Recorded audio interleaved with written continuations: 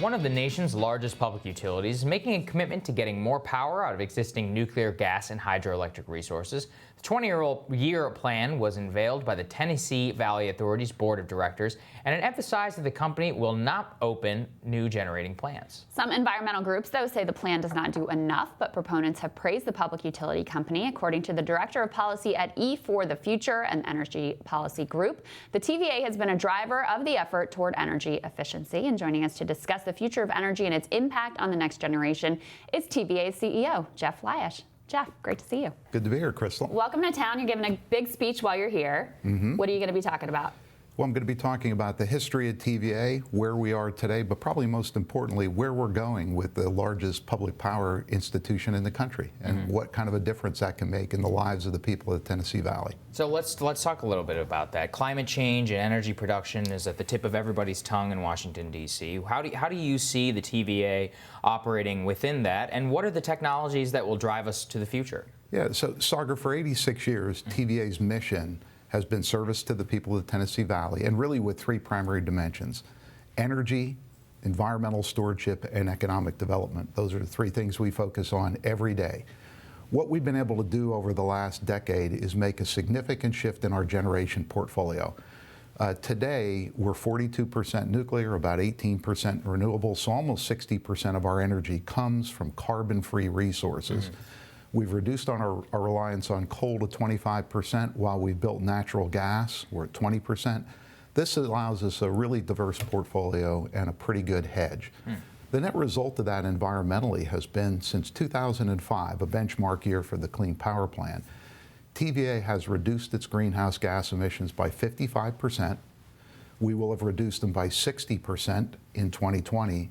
And by 2030, we intend to be 70% or more less than the 2005. How do you rank up against your private sector, not competitors, but compatriots, I guess? Yeah. Well, I think the whole industry is focused on this. I think there's a general recognition that shrinking the environmental footprint of the electricity sector is critical to the environment and critical to decarbonizing the economy.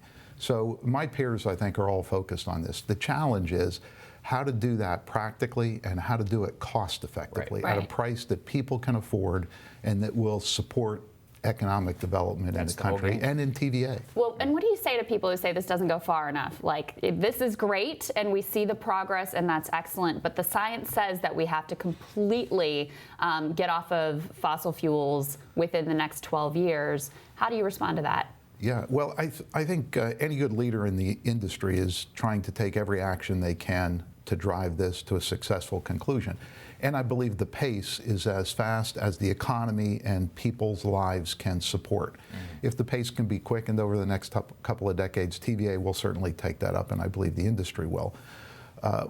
The electricity industry, just a couple of years ago, for the first time in its history, is no longer the highest emitter of CO2 in the economy. It's transportation.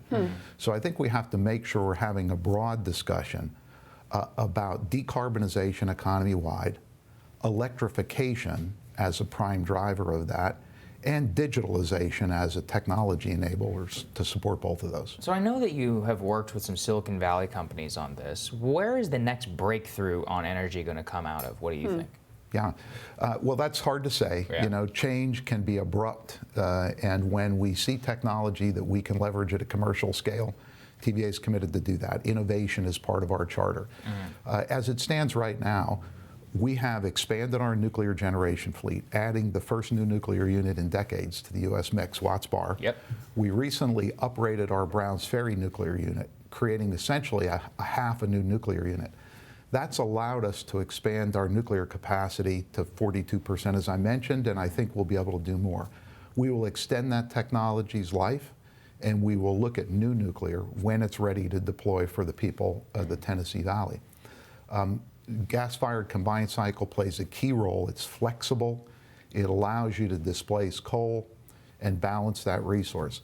Our new integrated resource plan, though, looks to incorporate about 14 gigawatts of solar into the mix over the coming couple of decades, because the prices of that have gotten to the point where we can do that.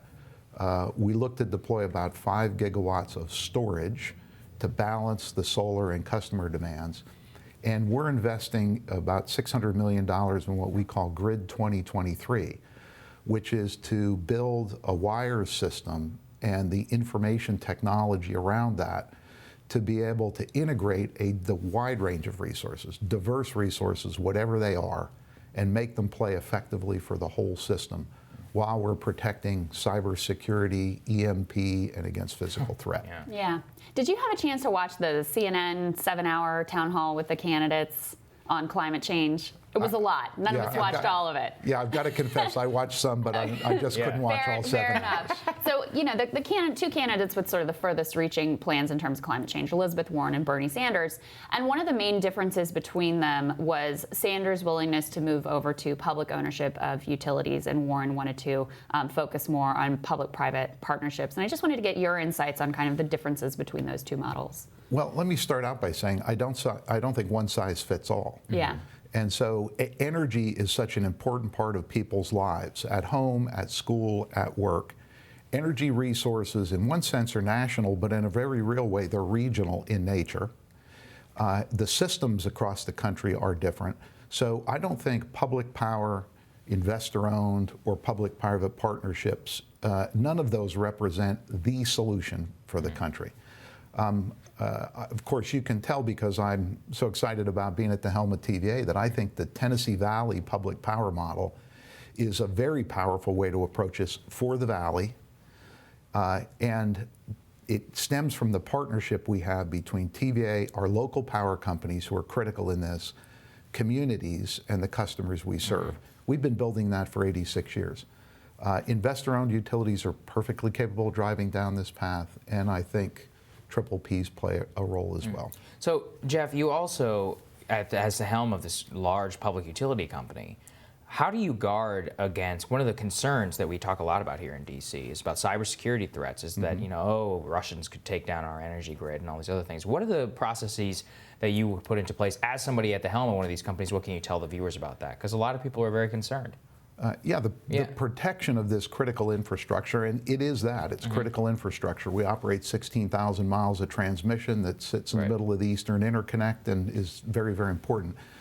The protection of that, physical security, cyber security, and protection from other threats is right at the heart of our operation. So it's embedded in everything we do.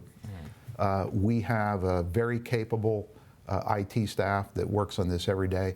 And one of the advantages we have as a public power institution and an agency of the federal government is we have access to all that information about what the current state of the threat is, what its trajectory is, and so we work hard to stay ahead of that. And we've been successful. I was telling you before we started the segment that I used to live in Kentucky, spent a good bit of time in Western Kentucky. I was actually just back there last month. And that's a region where the economy is really centered around these TVA-created lakes, right? And so I've seen personally how impactful TVA has been and continues to be in the lives of people in Western Kentucky.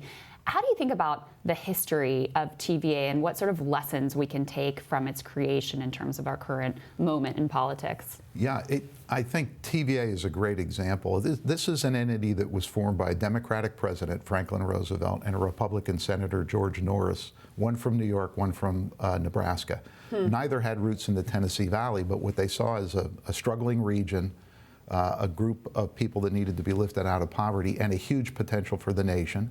And they put the Tennessee Valley Authority in place 86 years ago to make that happen and focused us on energy, the environment, and economic development. And I think it's been tremendously successful. TVA is an independent organization. We haven't taken a government appropriations for the purposes of power since 1959, and we haven't taken an appropriation for operating the river system since 1999. In fact, we return revenue to the government. We do that all through electric rates, and we do it at a cost that's lower than 70% of the utilities in the country. But what I think the real gem of TVA is our economic development program.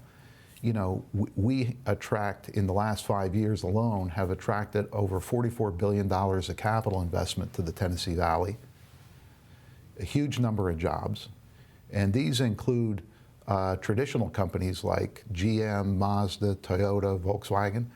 They include high-tech companies like Facebook, Google, Amazon. As a matter of fact, The new Google data center it is on our Widows Creek coal facility, the former site, and along with that, we'll be building 200 megawatts of solar to serve that Google installation.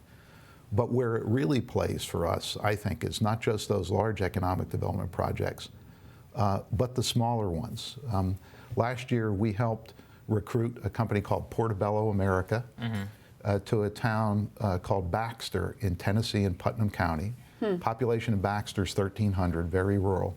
That was $150 million U.S. headquarters for Portobello America, 220 good-paying jobs in a community of 1,300. There you go. That makes a difference. Yeah, and that's what TVA is about. Well, Jeff, thank you so much for joining us. We really appreciate it. Okay, thank you very much.